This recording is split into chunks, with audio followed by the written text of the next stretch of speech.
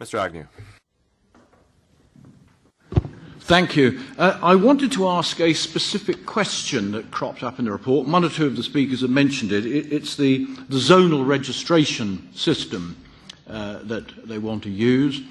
I understand that the member state who does it should get on with it within 120 days. And the question I want to ask is this actually happening, or are there delays going on for far longer than 120 days? Maybe there's somebody here who can answer that question. As far as assessing the safety of synthetic pesticide goes, it's so easy to make an argument that they have to be unsafe, because if you use huge quantities, if I was to drink a gallon of MCPA, that would be the end of Agnew. I'm sure some of the Green lobby would be delighted with that. And so you can always prove that these things can be dangerous. And that really undermines the whole process, because the question is a matter of risk, not a matter of hazard. And until we can start looking at things from the point of view of risk rather than hazard, we are slowly going to lose all the products. And I've mentioned before this term canary in the mine.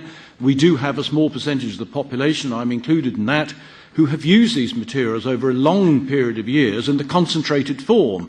We have been exposed to them perhaps 1,000 times more than any standard consumer.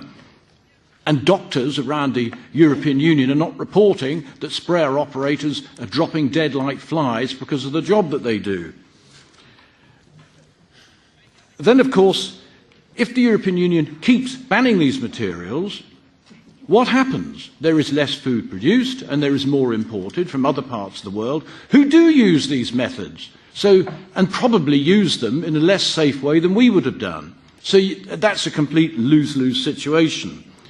Inevitably, the whole business of genetic modification has to come into this argument, because if you can breed plants that way, you're more likely to breed plants that don't need these pesticides. And yet the very people who want less use of pesticides also want a complete ban on genetic modification being used in plant breeding, and now a ban on gene editing.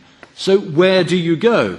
A speaker over there, up to my right, a lady there, talked about the views of organic farmers and how unfair it was for them to have to tolerate the pesticides that farmers nearby were using. Well, this works both ways, and I can just quote some examples. An organic farmer is far likely to have potato blight on his farm. It will spread to another farm because it's so difficult for them to control it. An organic farmer will struggle to control stinking bunt in wheat, loose smut in barley, and ergot in cereals. And ergot is a poison to human beings. So, for goodness sake, if you live in a glass house, don't throw stones. We went away from these methods for a good reason.